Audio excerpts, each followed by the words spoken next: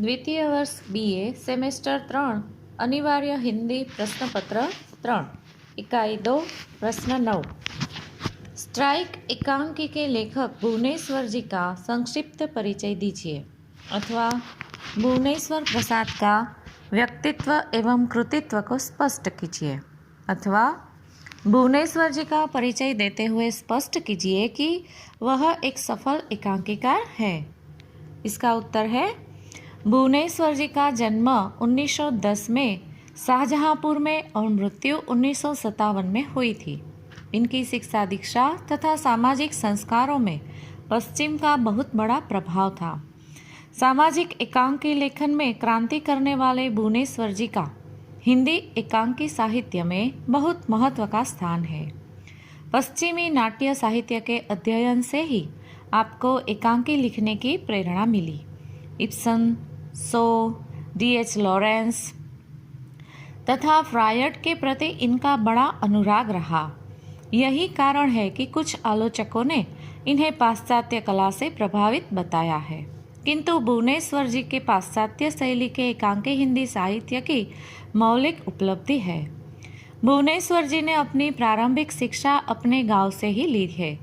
तत्पश्चात वे इलाहाबाद आ गए और वहां से MA की परीक्षा पास करने के पश्चात ICS की प्रतियोगिता परीक्षा में सफलता प्राप्त की। वे सादगी के साधक थे। इन्होंने अपना जीवन फक्कड़ और निर्द्वंद व्यक्ति के रूप में जिया। लखनऊ तथा इलाहाबाद से इनका विशेष संबंध रहा है। ऐसा माना जाता है कि अपने जीवन के अंतिम दिनों में इनकी हालत विक्षिप्ति तक पहुंच गई थी और इलाहाबाद की सड़कों पर मूक घूमते हुए दिखाई दे जाते थे। समाज से दूर रहकर अज्ञात स्थल पर 47 वर्ष की अल्पायु में इनका देहांत हो गया। हिंदी साहित्य जगत इनके योगदान को कभी नहीं भूल पाएंगे। भुवनेश्वर जी ने कहानी, आलोचना, कविता आदि विभिन्न विधाओं पर कलम चलाई, किंतु एकांकी एवं नाटक क्षेत्र में काफ़ी नाम ना कमाई। इनका पहला एकांकी श्यामा एक वैवाहिक विडंबना सन 1933 में हंस नामक पत्रिका में प्रकाशित हुआ था। तत्पश्चात इनके अनेक महत्वपूर्ण एकांकी प्रकाशित होते रहे। भुवनेश्वर जी के 6 एकांकियों का एक संग्रह कारवां नाम से 1935 में प्रकाशित हुआ था।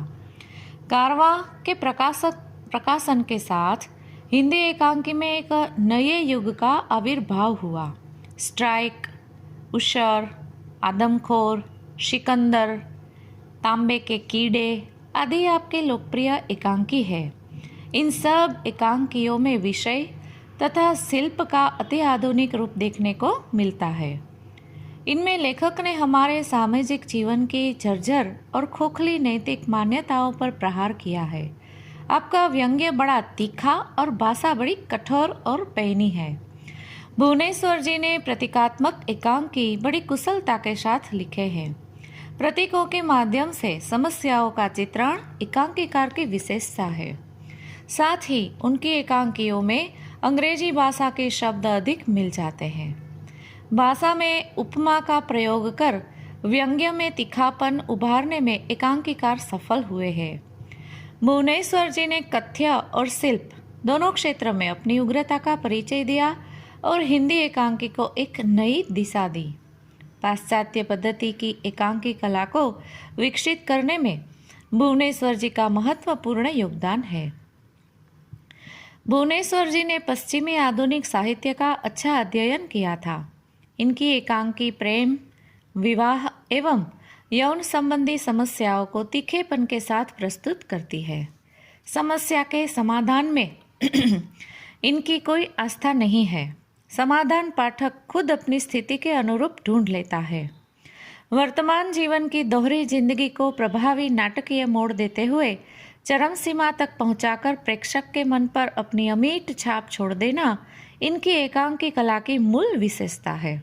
अपने युग में भुवनेश्वर जी का व्यक्तित्व अकेला है, क्योंकि उस समय की साहित्यिक परिभाषा में वह फिट नहीं बैठते थे। जो जीनियस के लक्षण थे वह पागलपन के लक्षण माने गए। यह समय से पहले पैदा होने का दंड था।